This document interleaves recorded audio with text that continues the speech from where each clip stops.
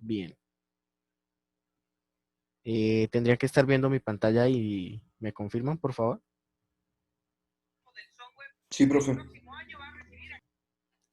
Listo. Bueno, entonces, el problema que nosotros tenemos ahí es de este circuito, un circuito donde tenemos en serie una fuente de tensión que denominamos EDT. Sí, voy a subirle aquí un poquito al zoom. Una resistencia, una inductancia y un capacitor. ¿Listo? Entonces, en el problema que tenemos acá planteado, se nos pide encontrar y graficar valores para la corriente. ¿Listo? Entonces, aquí les propongo este rango de tiempo, pero seguramente ustedes para su análisis van a tener que graficar o que analizar ventanas de tiempo más pequeñas, por ejemplo, de 1 segundo o incluso menos. Sin embargo, pues, ¿qué podemos empezar a visualizar de acá? Nosotros tenemos una fuente de tensión, vamos a poner esto para acá, ¿sí? De voltaje, que me genera una fuerza electromotriz a través de este circuito. Y pues como las conexiones están todas en serie, vamos a tener la misma corriente en todos los elementos del circuito y que va a tener una naturaleza en estado estable muy similar a esta forma. Bueno, de hecho con la misma forma, pero con un factor de escalamiento y un factor de desfase. Entonces, cuando nosotros empecemos a mirar nuestras primeras soluciones, vamos a tener que mirar que en el estado estable, es decir, en la medida en el que el tiempo pase, vamos a tener una respuesta de tipo sinusoidal también. ¿Listo? Bien. Sin embargo, al principio, como tenemos elementos almacenadores de energía, que son la inductancia y la capacitancia, lo que vamos a tener es una etapa transitoria en la que el circuito pues va a pasar de un estado inicial a un estado estable de acuerdo a la fuente que tenemos acá. ¿Listo? Entonces, ese estado transitorio lo definimos a partir de las condiciones iniciales que están aquí planteadas. Bueno, aquí me dicen la corriente inicial es 0, pero el capacitor sí tiene una carga inicial definida. Entonces, fíjense que las mismas condiciones del problema nos están diciendo hacia qué variables orientarnos. Entonces, nos están pidiendo la corriente, nos avisan que la corriente inicial es 0, es una condición inicial, y nos avisan que la carga inicial del capacitor, bueno, tiene un valor determinado, pero entonces aquí ya con esto podemos darnos cuenta que la carga también puede ser una variable importante que nosotros podemos analizar. Bien, finalmente lo que nosotros queremos hallar es la corriente. Entonces, lo primero que hacemos es aplicar una ley, bueno, aplicar una ley de voltajes de Kirchhoff para encontrar una ecuación que nos relacione todos los elementos, ¿sí?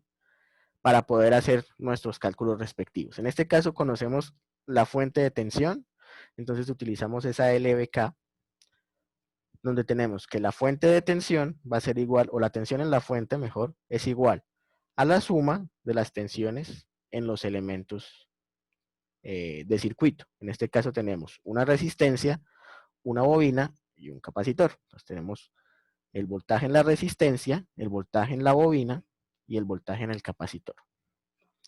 Entonces, por leyes de circuitos, nosotros conocemos o podemos estimar en función de la corriente ese voltaje de tanto la resistencia como la inductancia como la capacitancia. Entonces, vamos a hacer uso de esas relaciones que son de la ley de Ohm para la resistencia y para la inductancia, ¿sí?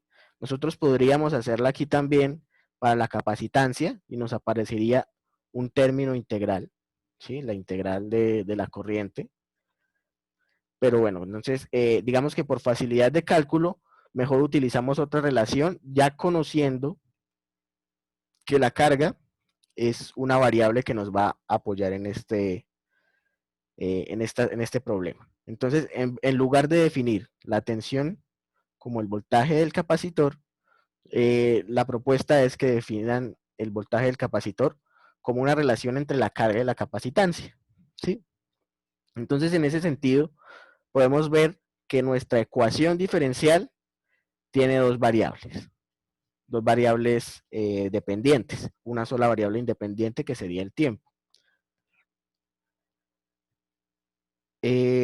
Además, con esas dos variables nosotros podemos relacionar la corriente y la carga, podemos relacionarlas a través de esta relación, bueno, de esta ecuación, que sería que la corriente es la derivada de la carga.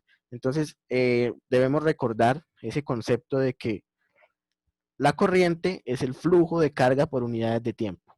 Entonces, cuando hablamos de flujo de carga, ahora estamos hablando de una razón de cambio. De allí que venga este concepto de la derivada acá, de la carga, y pues como estamos trabajando en el tiempo, pues estamos hablando de esta relación corriente igual a la derivada de la carga.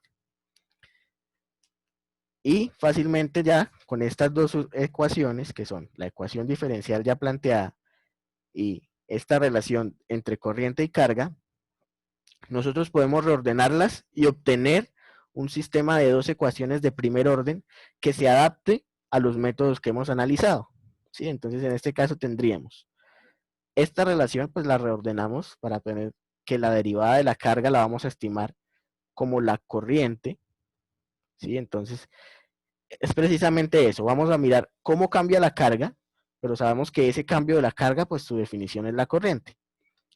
Pero también necesitamos mirar cómo cambia la corriente. Entonces, para eso recurrimos a nuestra ecuación diferencial, que está acá en la ecuación 1, y despejamos esta variable o este término, la derivada de I con respecto al tiempo. De allí nos aparece esta segunda ecuación, de acá. Y fíjense que tenemos ahora un sistema de dos ecuaciones de primer orden. Si recordamos también la presentación y la sesión teórica, nosotros vemos que con las herramientas que analizamos para una ecuación diferencial de primer orden, es fácil aplicarlos simultáneamente a las dos ecuaciones y poder resolver finalmente nuestro problema, que es la corriente en este caso del circuito. Adicionalmente, pues vamos a obtener una solución de la carga, porque es una de las variables que estamos utilizando. Entonces, nosotros vimos un ejemplo donde teníamos un sistema de ecuaciones, en este caso dos ecuaciones también. En este caso las variables independientes, bueno, la variable independiente era X, las variables dependientes eran Y1 y Y2, y las ecuaciones estaban en función de esas variables independientes. En el caso de nuestra aplicación, tenemos ecuaciones similares, ¿sí? También en función de la corriente y de la carga, pero también en función del tiempo. ¿Por qué? Porque estas funciones también están variando en términos del tiempo y nuestra fuente, aquí no está anotado, pero en el documento sí, es también dependiente del tiempo. Entonces, para cada tiempo vamos a tener un valor de esta variable. Lo mismo para las otras variables que son la corriente y la carga. Pero con esta estructura que tenemos acá, ¿sí? Podemos llevar fácilmente o podemos aplicar fácilmente cualquiera de los dos métodos que les propongo utilizar en el proyecto. Entonces, ahí hablamos de el método de Euler, que es el que presentamos aquí a continuación. Acá en esta implementación lo hacemos de la misma manera en la que venimos presentando, manifestando, implementando el método de Euler.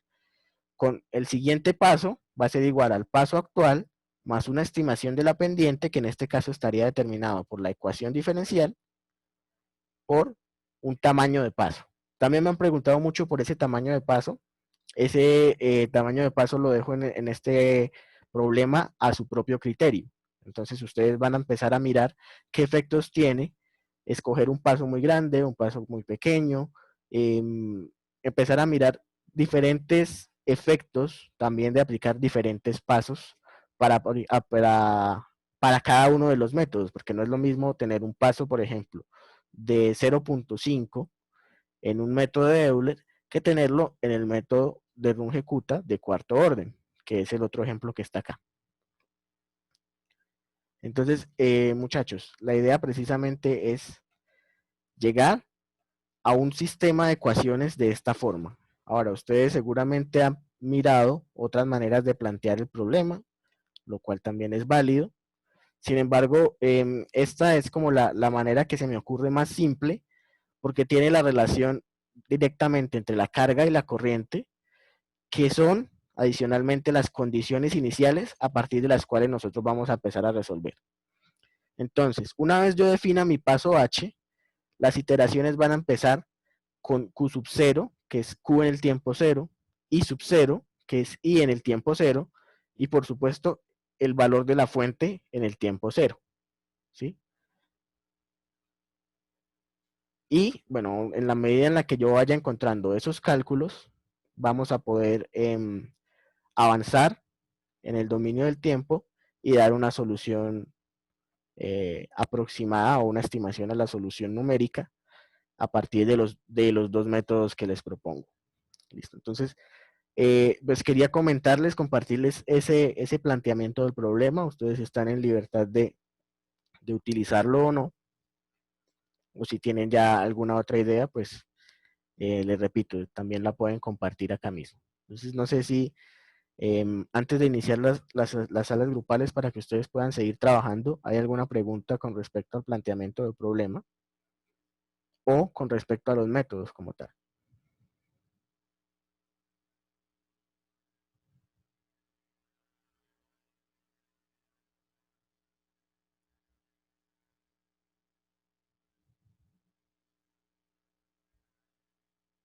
Pues, profe, no, muchísimas gracias por la retroalimentación que nos hizo y ya pues está todo más claro. Y pues en la marcha, si cualquier cosa, pues desde mi posición, pues le preguntaremos. Gracias, profe. Listo, perfecto. Otra cosa que se me olvidaba mencionarles es con respecto a la solución teórica. Algunos de ustedes han estado pues también, digamos, utilizando bastante tiempo en esa solución. No es necesario que ustedes mismos la resuelvan. Ese problema pues es bastante común, lo pueden encontrar casi que resuelto en cualquier libro de circuitos o en internet. Entonces, pueden utilizarlo y referenciarlo adecuadamente en su informe como punto de referencia, para que no desgasten tiempo en la solución analítica y más bien se enfoquen en la solución numérica y en la elaboración del informe. ¿Listo? Listo, profe. Bien, entonces ahora sí voy a generar aquí las salas grupales para que ustedes puedan reunirse en sus equipos y pues puedan continuar con su trabajo.